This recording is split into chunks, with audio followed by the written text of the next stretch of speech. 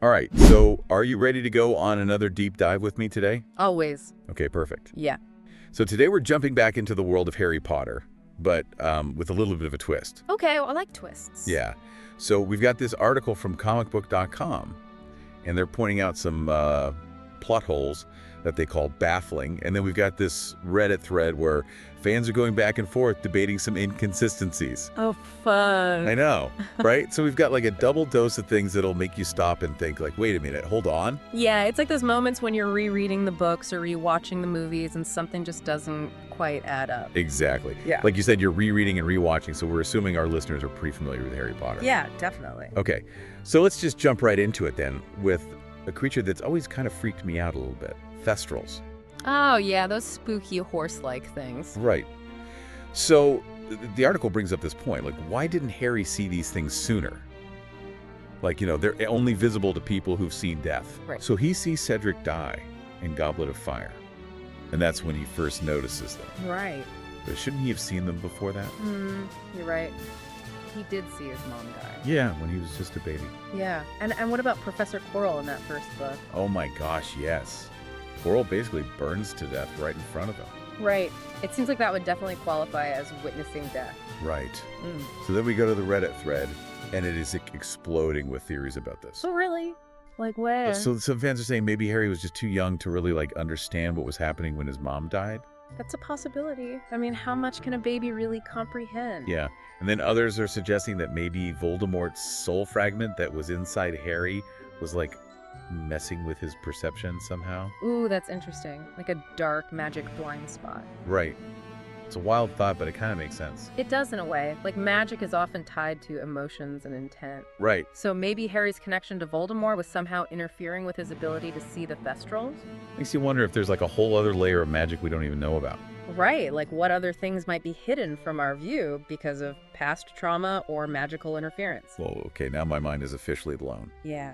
It really makes you think about the deeper implications of magic and how it interacts with the human psyche. So it's not just about seeing death, but maybe about understanding it on a certain level. Right. And maybe that understanding comes with age and experience. Okay, let's move on to another point that the comicbook.com article brought up: Snape's memories. Oh, yeah, those were crucial. Right. They were like the key to everything. I mean, without them, Harry would have been completely lost. He wouldn't have known about being a Horcrux or about needing to sacrifice himself. Exactly. All of that came from Snape. But here's what I don't get. What if Harry hadn't gotten those memories from Snape? Oh, that's a good point. What was the backup plan? Like, it seems super risky to just leave that vital information hanging there. Yeah. Did Dumbledore and Snape just assume everything would work out perfectly? I know Dumbledore was brilliant, but that seems like a lot to bank on. It does. So, of course, the Reddit thread has a bunch of theories about this, too. What are they saying? Okay, so some people are saying it all comes down to Dumbledore's crazy foresight. Like he could see the future. Yeah, basically. Others are saying it's all about fate and prophecy. Right, like it was always destined to happen that way. But what if something went wrong?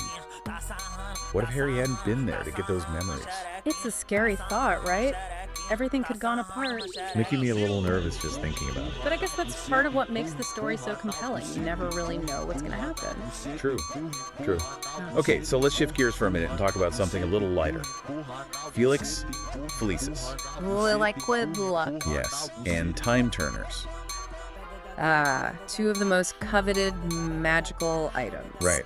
And the article points out how these things could basically solve almost any problem. Yeah, you could just drink some Felix Felicis and everything would go your way. Or use a time turner to go back and fix any mistakes. It seems like a pretty sweet deal. Right. But here's the thing. They're barely used in the story. That's true. Hermione uses the time turner for her classes. Right, and then it's gone. And Harry uses the Felix Felicis to get that memory from Slughorn. And that's pretty much it. So why not use them more often? Right, like why not use a time turner to prevent Voldemort from coming to power in the first place? Or use Felix Felicis to win every single Quidditch match. Or just, ace every exam. The possibilities are endless. Right, so why the limitations? It does seem a bit strange. Like, did J.K. Rowling realize she'd created these magical loopholes that were too powerful? Maybe she had to find ways to limit them to keep the story interesting. Right, because if you could just magic your way out of every problem, it's not really a story anymore. Exactly. You need challenges and obstacles to create tension and keep the reader engaged. Okay, so we've covered some pretty big plot holes so far. Yeah, we've been diving deep. But now get ready, because we're about to go even deeper. We're tapping into that Reddit thread for some fan-favorite plot holes. Oh, this is gonna be good. Okay, so one that really jumped out at me was about Dennis Creevey. Who's that again? He's Colin Creevey's little brother. Oh, right. So he's like a super fan of Harry's. Got it. And he shows up at that Hogshead meeting in Order of the Phoenix. The one where they formed Dumbledore's army? Yep. But here's the problem. He's only a second year. And you need to be a third year to go to Hogsmeade. Right. So how did he get there? Good question. Maybe he snuck out. Maybe. But it seems like a pretty big oversight. Yeah, you'd think someone would have noticed a second year hanging out with a bunch of older students. Especially at a secret meeting. Right. You'd think they'd be a little more careful. So either Dennis is a master of stealth, or there's a plot hole. Or maybe J.K. Rowling just forgot how old he was. It happens. All right, let's move on to another one that I thought was interesting. Okay, alright. This one's about the Potters and the Fidelius charm. Ah, the charm that hides a secret inside a living person. Right. So the question is, why didn't James and Lily make themselves secret keepers? Yeah, that seems like the most logical choice. Right. Like, keep the secret within the family, eliminate the risk of a third party betraying them. It would make sense. So why didn't they do it? Good question. The Reddit thread has a few ideas. Like what? Okay, so some people are saying maybe there's a rule against being your own secret keeper. Like maybe the magic doesn't work that way. Right, or maybe it's too dangerous. Like maybe the secret could backfire on you or something. Interesting. But then other fans are saying it's not about rules, but about strategy. Okay, so how would that work? Well, maybe the Potters thought it would be safer to have someone else's secret keeper. Like a decoy. Exactly. Yeah. Someone less obvious. Someone Voldemort wouldn't suspect. That makes sense. Right, because if Voldemort knew they were the secret keepers, he'd go straight for them. But by using someone else, they're creating a layer of protection. Exactly. And it makes their choice of Peter Pettigrew even more tragic. Oh yeah, they thought they were being clever, but they trusted the wrong person. It's a reminder that even in the wizarding world, trust can be a dangerous thing. Yeah, and that even the best laid plans can go wrong. Okay, so one more plot hole before we wrap things up for this part. Okay, bring it on. This one's a bit of a head-scratcher. Why didn't the Ministry use Veritasium more often? Veritasium? The truth serum. Oh yeah, the one that forces you to tell the truth. Right. It seems like that could have solved a lot of problems. Yeah, they could have used it on Sirius Black to prove his innocence. Or on Lucius Malfoy to expose his connection to Voldemort. It would have been so much easier than all the trials and investigations. Right. So why didn't they use it? That is the million galleon question. The Reddit thread has some thoughts on this too. Really? Like what? Well, some people are saying maybe it's because Veritasium is unreliable. Unreliable? Yeah, like maybe it can be tricked or manipulated. That's possible. I mean, magic isn't always foolproof. Right. And then other fans are saying maybe it's because the Ministry is just incompetent. Oh, come on. They can't be that bad. Well, they did ignore all the signs of Voldemort's return for a whole year. That's true. Okay, so maybe they're not the sharpest tools in the shed. But whatever the reason, it's still a pretty big plot hole. Yeah, it makes you wonder what other things they could have done differently. And how the story might have changed if they had. Food for thought. Right. So I think that's a good place to pause for now. Yeah. We've covered a lot of ground, and I think we need a minute to process it all. Agreed. It's been a whirlwind of plot holes and theories. But don't worry, we'll be back soon to delve even deeper into the mysteries of the Harry Potter universe. Can't wait. So we were talking about Felix, Felicis, and time turners, right? And how they could have solved so many problems. Right, like they had the potential to be real game changers. But then they just kind of disappear from the story. Yeah, it's almost like J.K. Rowling realized they were a little too powerful. Right, like maybe she thought, oh shoot, if they can just use these things all the time, where's the challenge? Exactly. It would take all the suspense out of the story. Like imagine if Harry had just chugged Felix Felicis before every Triwizard Tournament task. Or used a time turner to go back and study for every exam. Right. It would have been a very different story. Yeah, there would be no sense of danger or uncertainty. And no character development either. Right, because overcoming challenges is what helps characters grow and learn. So maybe Rowling had to limit those magical elements to keep the story engaging. Yeah, it makes sense from a storytelling perspective. Okay, so let's go back to that Reddit thread for a minute. There was this one point about Felix Felicis that I wanted to bring up. Okay, what about it?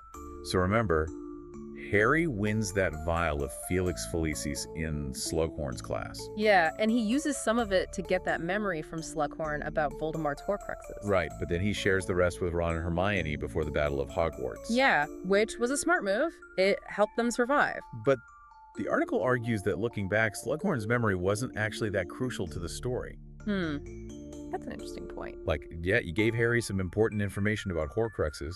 But it didn't directly lead to Voldemort's defeat. Exactly. Harry would have figured out about the Horcruxes eventually, even without that memory. So it was kind of a side quest. Right, like a lot of effort for something that didn't really change the outcome. But maybe it was important for Harry's character development. True. Like, it helped him understand Voldemort better. And it gave him a chance to connect with Slughorn, who ended up fighting alongside him in the Battle of Hogwarts.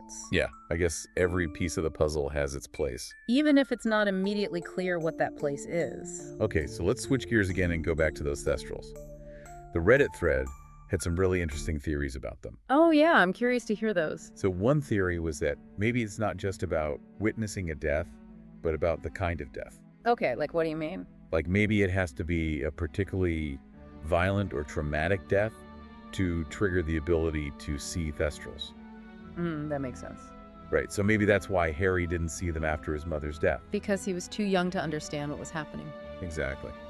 And maybe that's also why he didn't see them after Quirrell's death. Because while it was shocking, it wasn't necessarily violent. Right, it was more of a magical disintegration. So this theory suggests that there's a certain level of emotional maturity required to perceive death, and that's what unlocks the ability to see Thestrals. Which is kind of a dark thought, Yeah. but it also makes sense. Yeah, it adds another layer of complexity to the magic. Okay, so one last plot hole that I wanted to talk about is why the Potters didn't make themselves secret keepers. Oh, yeah, that's a classic. Like, it seems like the most obvious solution. Keep the secret within the family. No risk of betrayal. Exactly. So why did they do it? Well, the Reddit thread had a bunch of theories about that, too. Like what? Some people thought maybe there's a rule against being your own secret keeper. Like maybe the magic wouldn't work or something? Right. Or maybe it would be too dangerous. Like the secret could backfire on you. Interesting. But then other fans suggested that maybe it was a strategic decision. Okay, like what kind of strategy? Well, maybe the Potters thought it would be safer to have someone else's secret keeper. Like a decoy. Right? Someone less obvious. Someone Voldemort wouldn't suspect. That makes sense. Right. Because if Voldemort knew they were the secret keepers, he'd go straight for them.